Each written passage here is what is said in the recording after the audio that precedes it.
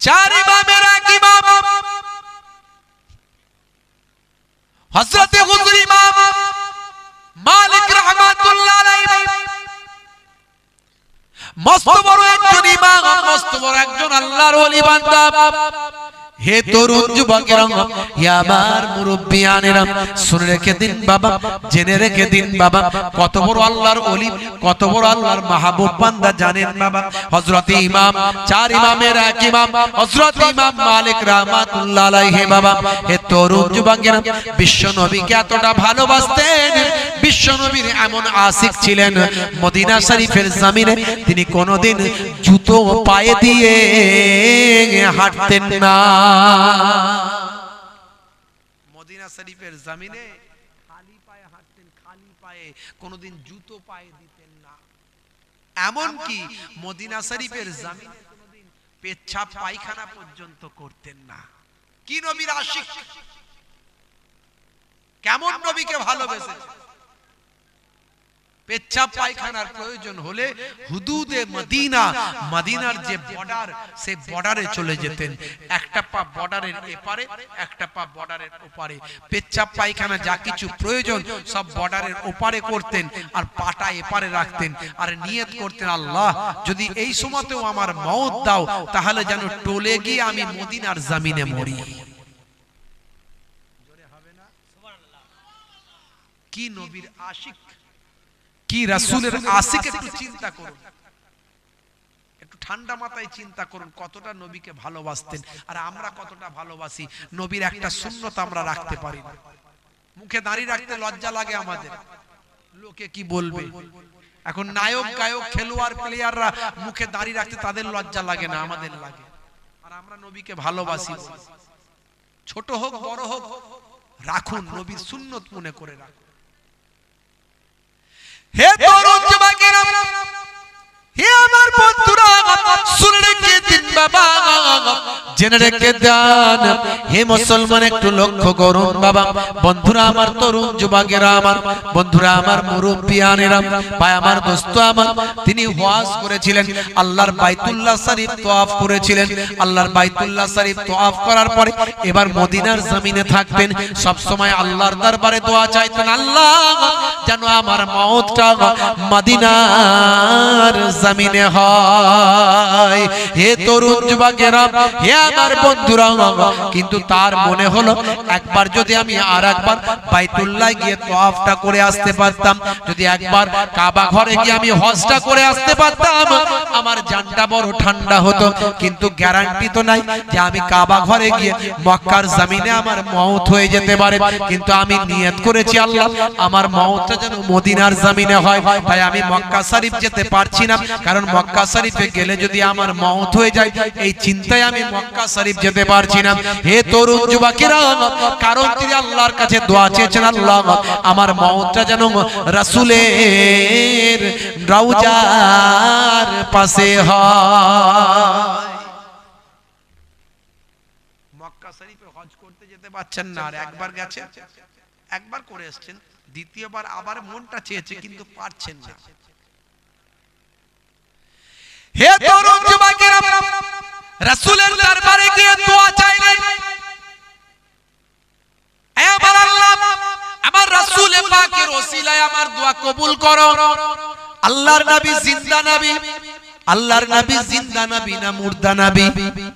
জোরে বলেন, জিন্দা না মুর্দা? জোরে বলেন।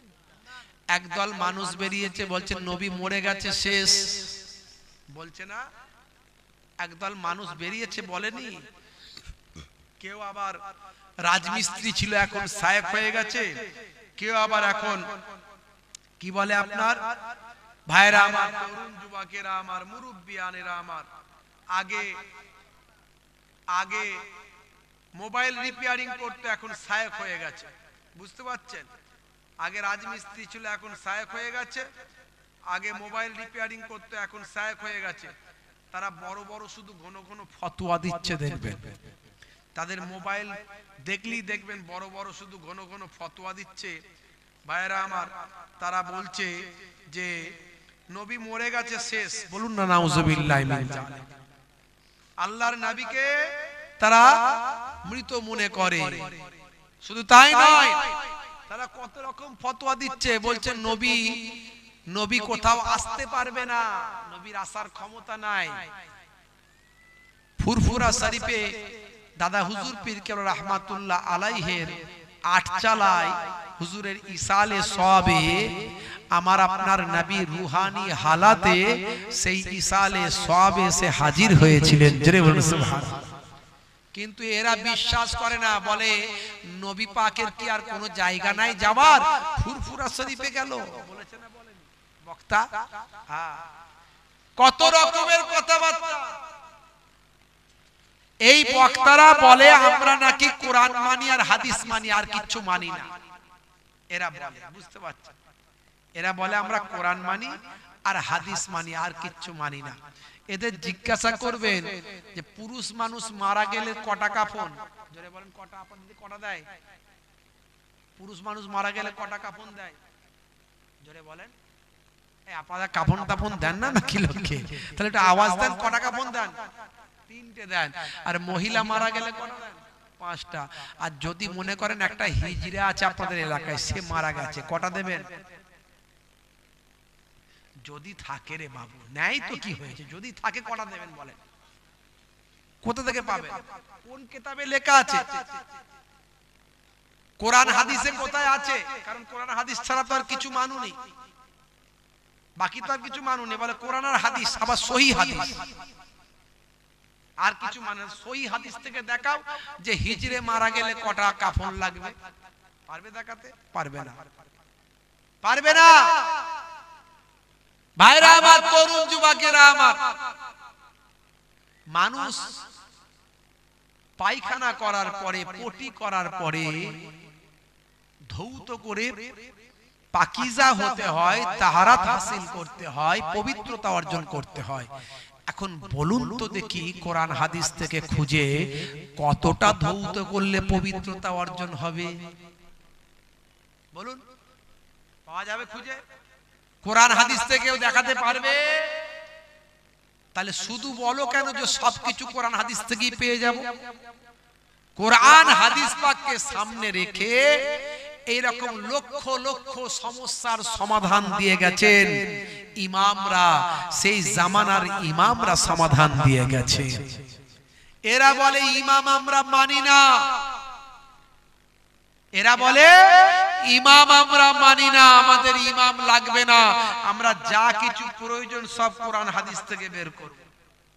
আর যখন ঠেলাই পড়ে, ঠেলাই পড়লে এরা বলে আমাদের শাইখ এটা বলেছে, আমাদের শাইখ ওটা বলেছে, আমাদের অমুক এটা বলেছে।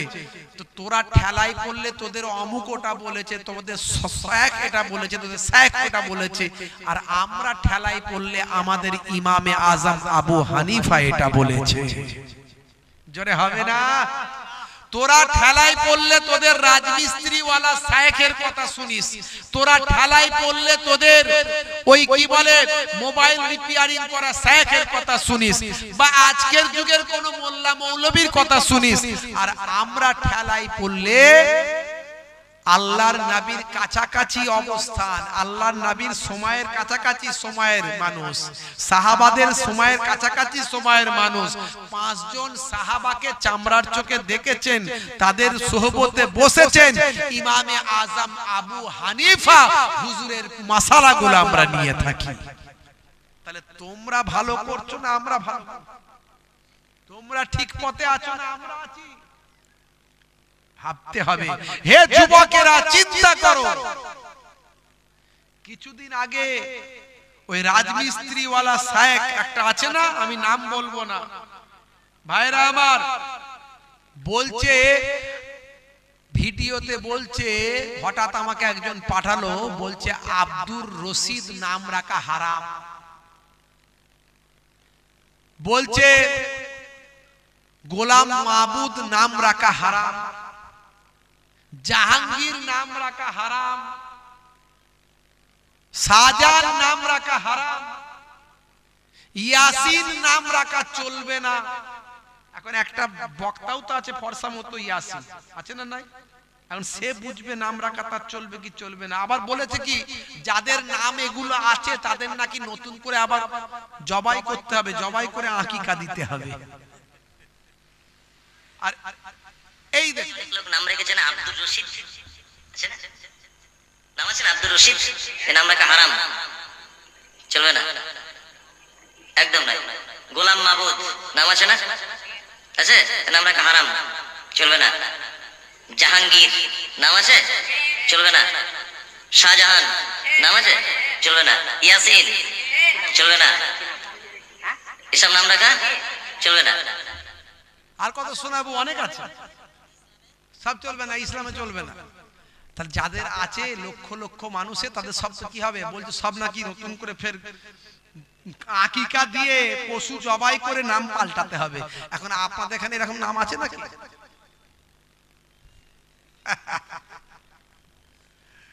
বলছে আব্দুর রশিদ নাকি কোরআনে নাই, আব্দুর রশিদ নাম কোরআনে নাই। আল্লাহর নামের আগে আব্দু শব্দ লাগানো যাবে, আল্লাহর নাম না, সে নাম রাখা ইসলামে না জায়েজ। শাহজাহান নাম আছে, চলবে না। ইয়াসিন চলবে না, এসব নাম রাখা চলবে না। যে নামের অর্থ হয় না সে নাম রাখা ইসলামে না জায়েজ, চলবে না। আল্লাহর নামের আগে আব্দু শব্দ লাগানো যাবে। আল্লাহর নাম রশিদ, আল্লাহর নাম আছে নাকি? নাই, রশিদ আল্লাহর নাম নাই।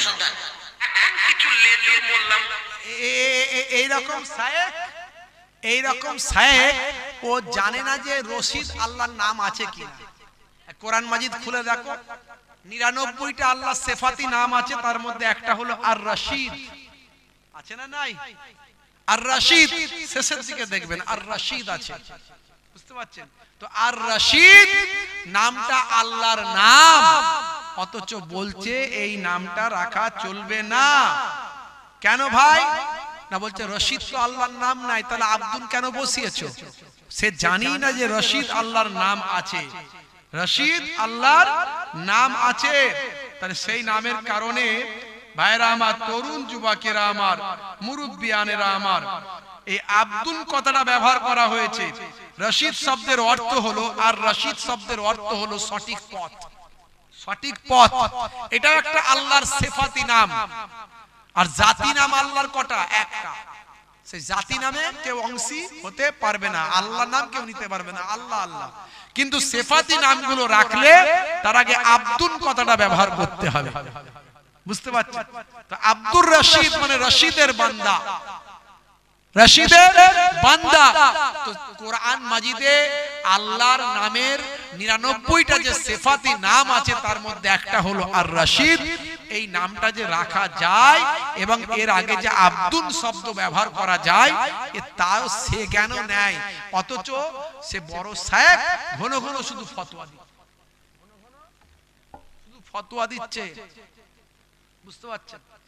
আখেরি জামানা বলছে শাহজাহান নাম রাখা যাবে না। শাহজাহান, এই বাদশা শাহজাহান ছিল না? ছিল, জোরে বলে, ছিল না? ছিল না?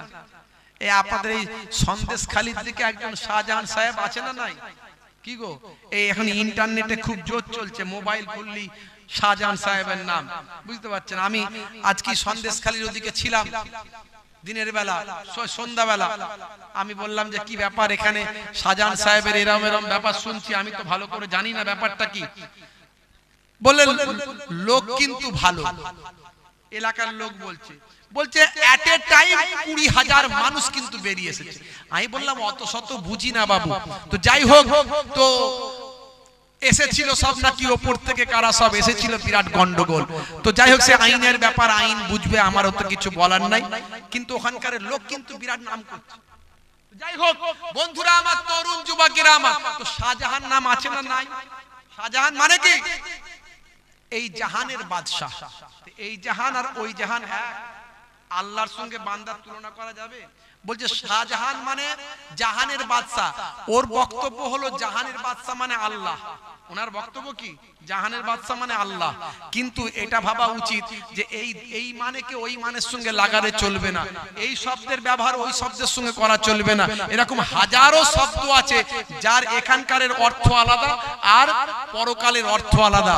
যেমন বন্ধুরা আমার, তরুণ যুবকেরা আমার, মুরব্বিয়ানেরা আমার, কিতাবুন মানে কি বই, কিতাবুন মানে কি বই। আপনার যেটা মাধ্যমিক এইচএস এর বই সেটাও তো কিতাবুন বই, আর কোরআন মাজিদকেও তো কিতাবুন বলেন, দুটো কি এক? কোরআনের ইজ্জত আর দুনিয়ার এই সামান্য বইয়ের ইজ্জত, এই বইয়ের ইজ্জত এক? তাহলে ওটাও কিতাব এটাও কিতাব, দুটোই কিতাব আমরা বলি, কিন্তু দুটোর ব্যবহার আলাদা, দুটোর কাজ আলাদা, দুটোর সম্মান আলাদা। যেমন দুনিয়ার পানি আর হাউজে কাউসারের পানি, দুটো পানি এক?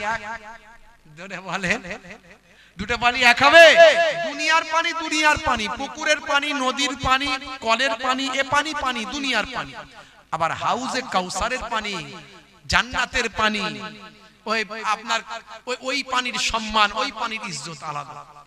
তাহলে বন্ধুরা আমার, এই শাহজাহান আর আল্লাহ কুল কায়নাতের জাহানের মালিক, সেই মালিক আর এই মালিক এক নয়, এক নয়।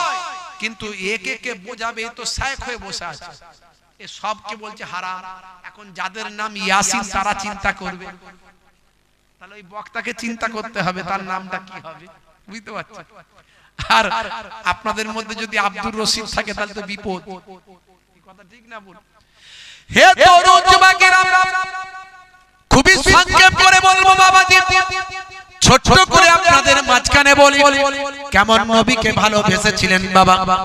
চার ইমামের এক ইমাম হযরত ইমাম মালিক রাহমাতুল্লাহ আলাইহি বাবা। হে জওয়ান যুবকেরা, হে আমার মুরব্বিয়ানেরা, আল্লাহর নবী আল্লাহ রাসূল হায়াতুন নবী, জিন্দা নবী, নবীর কাছে বলতে লাগলেন, ইয়া রাসূলুল্লাহ, হাবিবাল্লাহ, আপনি আমাকে খবে হোক খেয়ালে হোক আপনি একটু আমাকে জানিয়ে দেন আমি কতদিন আর হায়াতে থাকব। যদি আমার হায়াত আরো বেশি হয় তাহলে আমি একবার বাইতুল্লাহ গিয়ে আল্লাহর কাবা ঘরটা তওয়াফ করে হজ করে আবার আমি মদিনায় ফিরব। জোরে হবে না?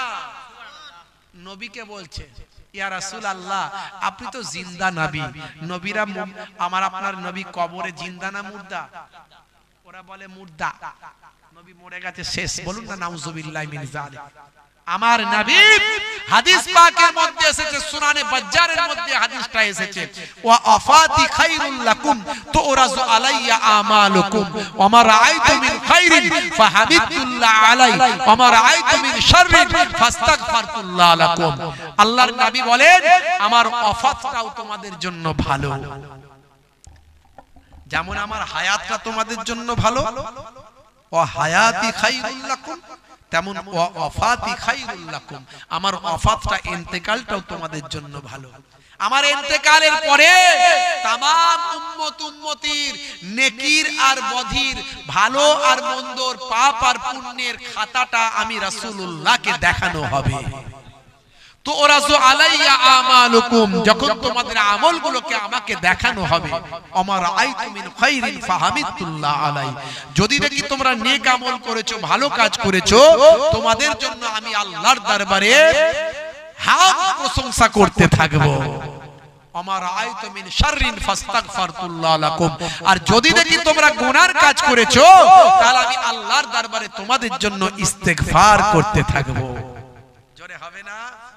আমাদের নবী মদিনার রওজা মোবারকে পড়ে পড়ে আপনারা আমার জন্য গুনাহ করলে গুনার জন্য মাফি চাইবেন, আর নেকির কাজ ভালো কাজ করলে আল্লাহর দরবারে শুকরিয়া আদা করবেন।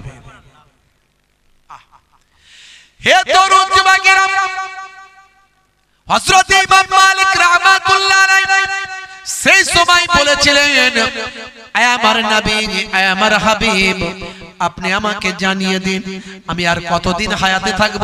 যদি বেশি দিন হায়াতে আমি থাকি তাহলে আল্লাহর ঘর বাইতুল্লাহ একটু তওয়াফ করতে চাই।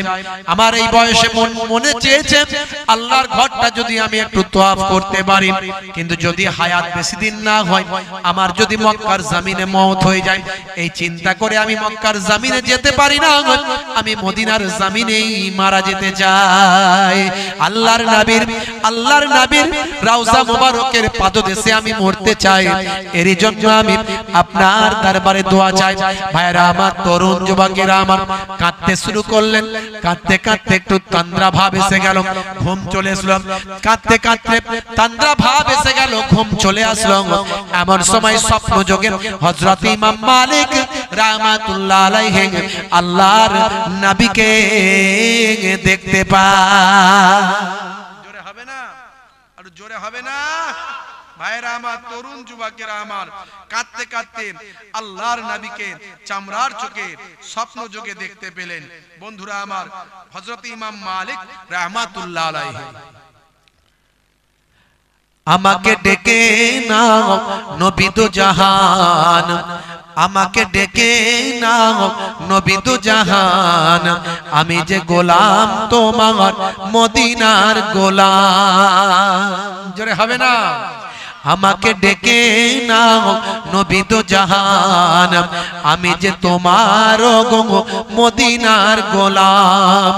তোমারই নামটা মনেতে এঁকেছি, তোমারই ফুল দিয়ে মালা গেঁথেছি, তোমারই নামটা মনেতে এঁকেছি, তোমারই ফুল দিয়ে মালা গেঁথেছি। তোমারই ইশকে আমি যে ডুবেছি, তোমারই সাফাত আমি যে চেয়েছি। আমাকে ডেকে নাও নবী দু জাহান, আমাকে ডেকে নাও নবী দু জাহান, আমি যে তোমার গো মদিনার গোলাম। জোরে হবে না?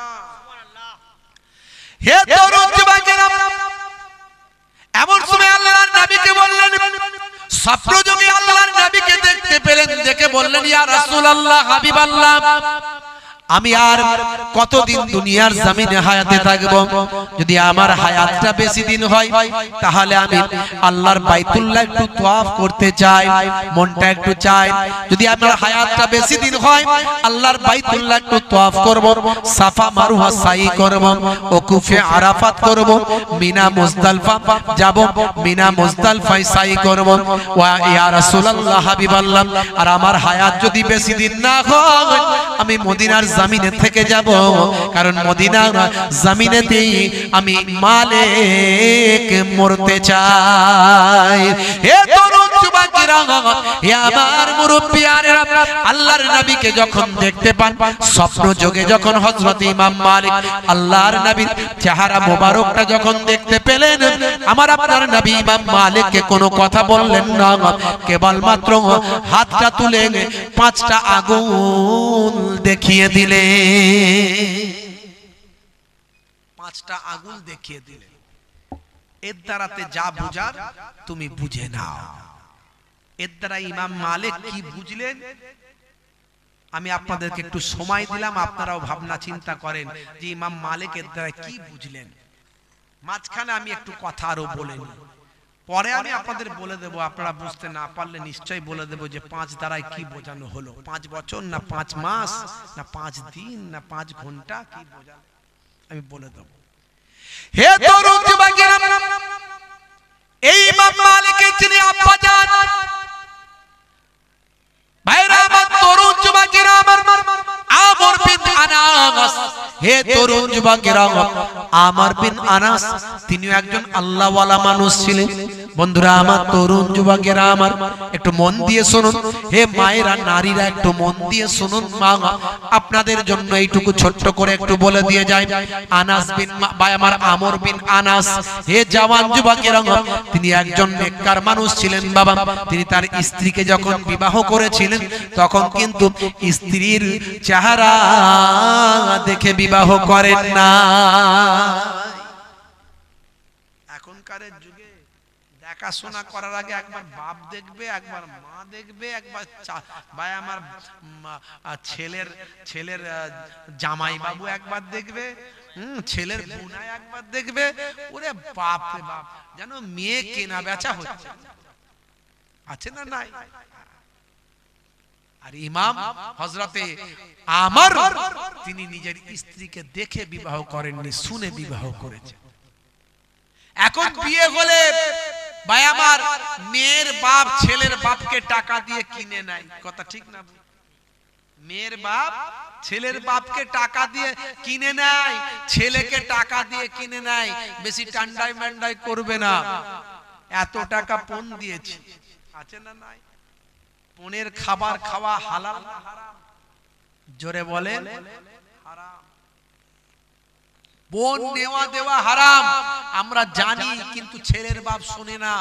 ম্যাক্সিমাম এখন দেখতে পাওয়া যায় ছেলের বাপ নিজে না বলতে পারলে ঘুরিয়ে পেঁচিয়ে চাস্তো ভাইয়ের ফুফুতো ভাই অমুকের অমুকের তমুকের তমুক হয়, যদি নাচে ঠিকঠাক পায় তাহলে হবে তুমি আমার ভালো বিয়াই, এই সব কথা বলে ঘুরিয়ে পেঁচিয়ে একটা পালসার গাড়ি চাই, 5 লক্ষ টাকা ক্যাশ চাই, 10 ভরি সোনা চাই, আরো কত কি চাই। কথা ঠিক না ভুল? ছেলের ওজন 35 কেজি, পালসার গাড়ি নেবে ভাই। বলে চালাবি কেমন করে? বলে অসুবিধা নাই, লেংচে লেংচে চালিয়ে দেব, কিন্তু পালসার গাড়ি আমার চাই। বলে তোর থেকে তো তোর গাড়ির ওজন বেশি। বলে তাতেও অসুবিধা নাই। মুসলমানের ছেলে, হাই রে হাই। মনে রাখবেন, পণের টাকা যারা গ্রহণ করছেন, সেই টাকা যদি খেয়ে রক্ত পোস্ত তৈরি হয়, ওই টাকা হারাম হয়। পণের টাকা নেওয়া হারাম, পণের খাদ্য খাওয়া হারাম, আর ওই খাদ্য খেয়ে গোস্ত পোস্ত যা কিছু হচ্ছে সব হারাম। বন্ধুরা আমার, তরুণ যুবকেরা আমার, আজকে যুব সমাজকে এগিয়ে আসতে হবে, পণমুক্ত সমাজ তৈরি করতে হবে। নাচে যদি কিছু কেউ দেয়, ছেলের বাপ দিক আর মেয়ের বাপ দিক, সেটা হলো বেগাইরে মাসালাতিন ফাহুয়া হাদিয়াতুন। নাচে যেটা পাওয়া যায় সেটা হলো হাদিয়া, তোহফা। দেওয়া দরকার ছিল ছেলেকে, মেয়েকে দেওয়া দরকার ছিল মোহর, মোহর দিয়ে বিয়ে করার কথা, কিন্তু উল্টে উল্টে গেছে, ঘুরিয়ে ঘুরিয়ে ফেলেছে। ভাই আমার, পণ দিয়ে বিয়ে করে, আর মোহর যেটা ধার্য করে সেটা বলে মাফ, সেটা বলে মাফ, কিন্তু ওটা মাফ করা উচিত নয়, ওটা আপনার দেওয়া উচিত। ইসলাম যা বলেছে সেটা মানা উচিত, কিন্তু হয়ে গেছে উল্টো। কম পয়সা মোহর করুন, কিন্তু দিয়ে মেয়েকে বিয়ে করে নিয়ে আসুন। পণ মুক্ত সমাজ গঠন করুন। পণ নেবেন না, নাচে কেউ কিছু দিলে অসুবিধা নাই, কিন্তু পণ নেবেন না। বন্ধুরা আমার, তরুণ যুবকেরা, যুব সমাজের প্রতি আমার বক্তব্য, তাই আমার কলমে আমি লিখেছি, আমাদের সংগ্রাম চলছে চলবে, দিকে দিকে এই রং উঠেছে। ইসলামী সংগ্রাম, ইসলামী জয়গান, এই গান সবাজ গেয়েছে। আমাদের সংগ্রাম চলছে চলবে, দিকে দিকে এই রং উঠেছে। ইসলামী সংগ্রাম, ইসলামী জয়গান, এই গান সবাজ গেয়েছে। মুছে যাবে পণ প্রথা, এই অপমান, কন্যার কত দাম ভেবেছো জওয়ান। মুছে যাবে পণ প্রথা, এই অপমান, কন্যার কত দাম ভেবেছো জওয়ান। সমাজটা আজ কেন বিপথে গেল, যুবকের দল আজ প্রশ্ন তোলো। সমাজটা আজ কেন বিপথে গেল, যুবকের দল আজ প্রশ্ন তোলো। আমাদের সংগ্রাম চলছে চলবে, দিকে দিকে এই রং উঠেছে। ইসলামী সংগ্রাম, ইসলামী জয়গান, এই গান সবাজ গেয়েছে। জোরে হবে না? জোরে হবে না? আজকের দিনে তাই দেখেছি রে ওরে ভাই, কত নারী অসহায় মরেছে। কন্যার পিতা গ্লানি মুখে নিয়ে ভাই ভিক্ষার ঝুলি হাতে তুলেছে। আজকের দিনে তাই দেখেছি রে ওরে ভাই, কত নারী অসহায় মরেছে। কন্যার পিতা গ্লানি মুখে নিয়ে ভাই ভিক্ষার ঝুলি হাতে তুলেছে, তবুও চলতে হবে, সামনে যেতেই হবে, যত বাধা সুখ ঠেলে।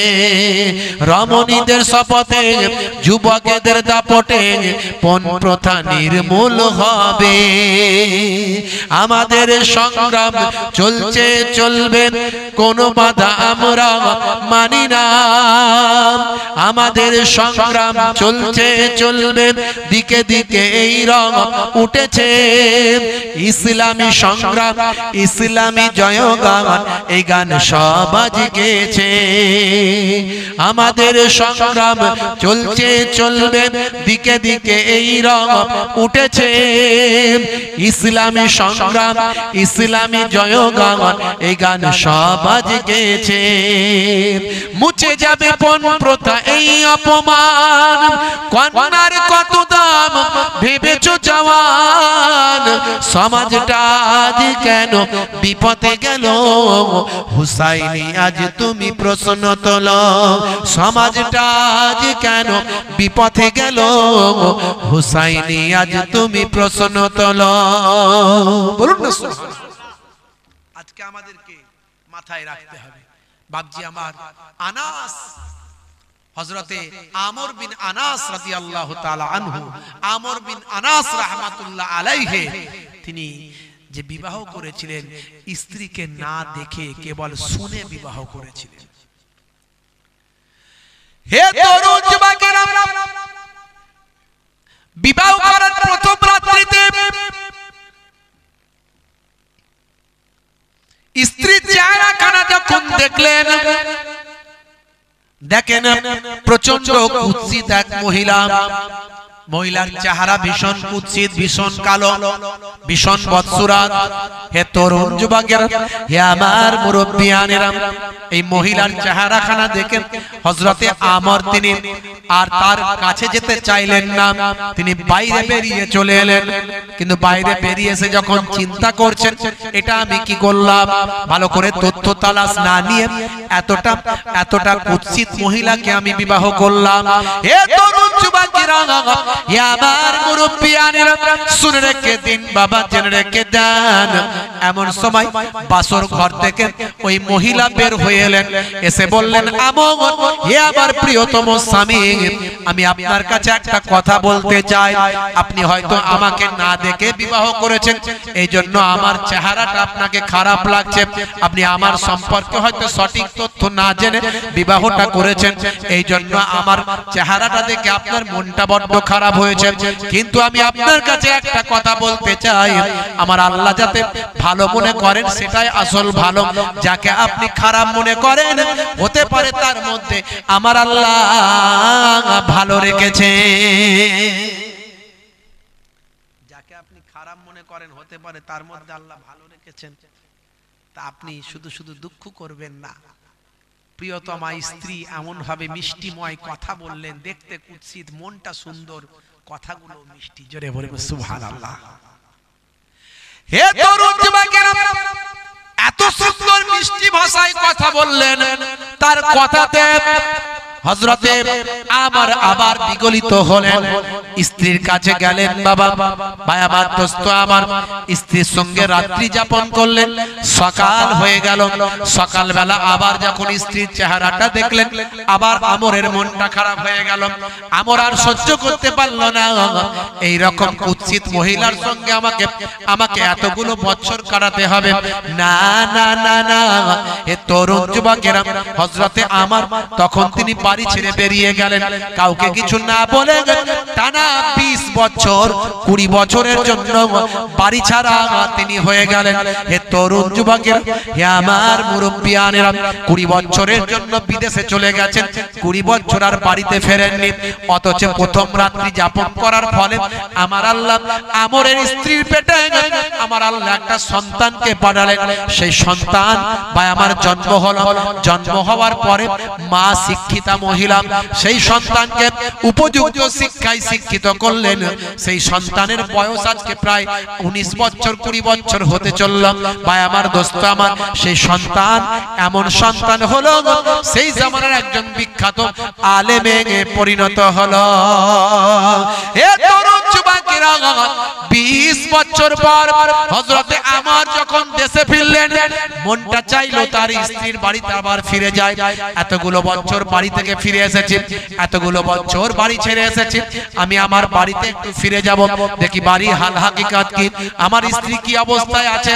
এতগুলো বছর আমি অন্যায় করেছি, আমার স্ত্রীর বাড়িতে আমার যাওয়া উচিত, এই মনে করে আমর ফিরে আসলেন। যেদিন তিনি ফিরে আসলেন সেদিন জুম্মার দিন ছিল। সেই দিন জুম্মার দিনে তিনি সোজা এসে গ্রামের মসজিদে গিয়ে সেখানে নামাজের জন্য হাজির হলে। নামাজের জন্য হাজির হয়ে ভিতরে ঢুকলেন। মসজিদে ঢুকে দেখেন একজন ভাইয়ামার ইমাম সাহেব, কি সুন্দর চেহারা আর কি সুন্দর তার লেকচার। তিনি নামাজের আগে সুন্দর ভাষায় গুটি কতক লেকচার দিচ্ছেন, কথা বলছেন। সেই কথা শুনে মানুষ একেবারে উদ্গ্রীব হয়ে যাচ্ছে, মানুষ তার কথা শুনে বিচলিত হয়ে যাচ্ছে, মন প্রাণ লাগিয়ে তার কথা শুনছে। আমর, হযরতে আমর তার পাশের মানুষটাকে বলছেন, হাগা এই মানুষটার নাম কি, কে এই ছেলে এত সুন্দর লেকচার দেয়, বক্তৃতা দেয়, কে এই বক্তা, বাড়ি বা কোথা, এর সন্তান, এর পিতার নামটাই বা কি। হে তরুণ যুবকেরা, সেই সময় একজন মুসল্লি বলল, বাবু এই ছেলেকে কি তুমি চেনো না? তুমি কি বিদেশ থেকে এসেছো? এ হলো আমাদের এলাকার গর্ব, ইনার মতো মানুষ এই এলাকায় কেউ নাই। এই এলাকায় এত বড় আলেম, এত বড় জ্ঞানী মানুষ আর কেউ নাই। এত সুন্দর লেকচার তিনি দেন, এত সুন্দর বক্তৃতা তিনি দেন। তোমরা কি জানো না? তুমি কি নাম শোনো না? এই জামানার একজন মস্ত বড় ইমামের আবির্ভাব হয়েছে। তিনি হলেন আল্লাহ এবং রাসূলের কথাগুলোকে কোরআন এবং হাদিসের সঠিক ব্যাখ্যা মানুষের কাছে এমন ভাবে দিচ্ছেন যাতে মানুষ উপকৃত হচ্ছে, মানুষের হৃদয়টা বিগলিত হচ্ছে। এই জামানার এত বড় আলেমের নাম কি আপনি শোনেননি বাবা? এই মানুষটার নাম আর অন্য কিছু নয়, ইনি হলেন তো এই জামানার একজন মস্ত বড় ইমাম, ইমাম মালিক। জোরে হবে না? হে তরুণ যুবকেরা, এমন সময় আমর বলল, এই ইমাম মালিকের বাড়ি কোথায়? বলে ইমাম মালিকের বাড়ি এখানে। তার পিতা আজ থেকে 20 বছর আগে দেশ ছাড়া হয়ে চলে গেছেন। তার পিতার নাম আমর বলে আমরা জানি, কিন্তু তার পিতাকে আমরা চিনি না। সেই সময় হযরতে আমরের চোখ দিয়ে পানি, ভাই আমার চোখ ভরা পানি, বুক ভরা বেদনা। স্ত্রীর কথা মনে পড়ে গেল।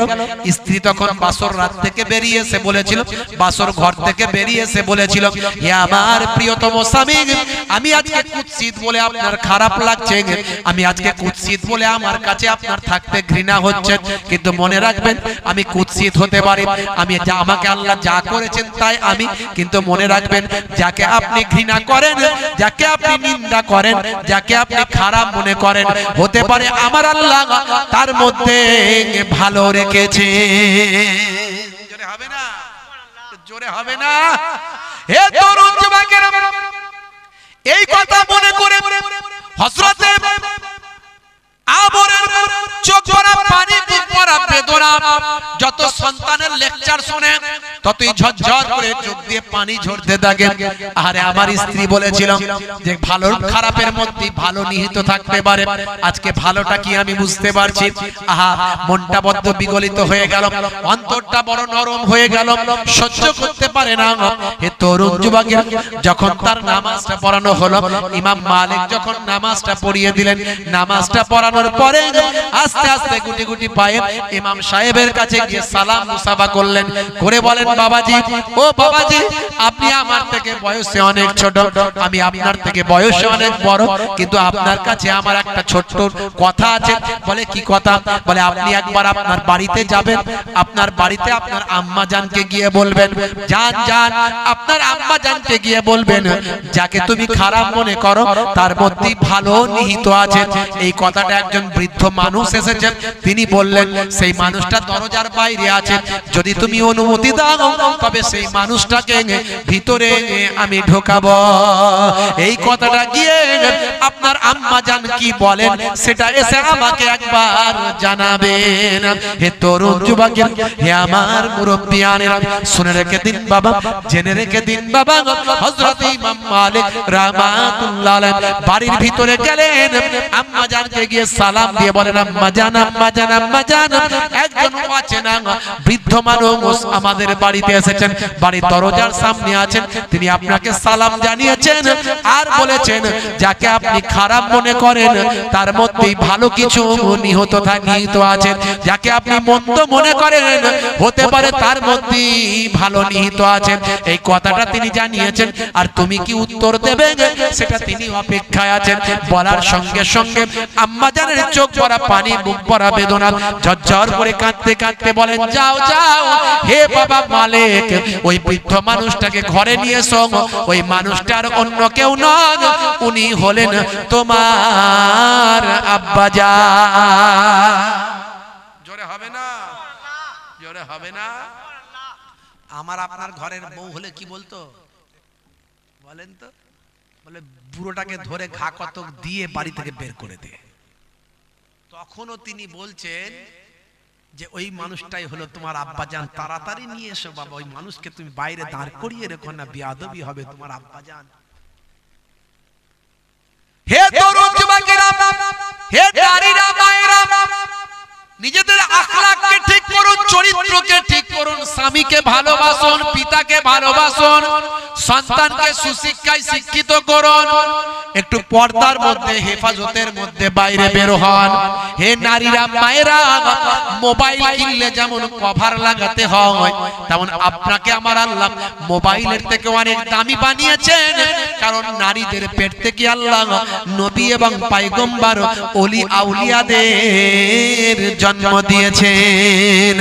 নারীরা, আল্লাহ নারীদের এত মূল্যবান করেছেন, মনে রাখবেন সামান্য মোবাইল কিনলে কভার লাগাতে হয়, আর নারীরা আল্লাহ এত মূল্যবান বানিয়েছেন, তাদের আরো ভালো কভার লাগানো উচিত। কিন্তু কভার লাগায় মুসলমানের নারী, করছে বাড়াবাড়ি, চালাচ্ছে স্কুটি গাড়ি, গায়ে নাই ওড়না, বলছে আমার দিকে দেখ না, চুল করতে কালার, যাচ্ছে বিউটি পার্লার, লাল পালিশ, গাল পালিশ, ঠোঁট পালিশ, জিভ পালিশ, পালিশের উপর পালিশ, বলছে দেখ আমার থোপরা, যেন প্রিয়ঙ্কা চোপড়া। মুসলমানের নারী করছে বাড়াবাড়ি, আছে না নাই?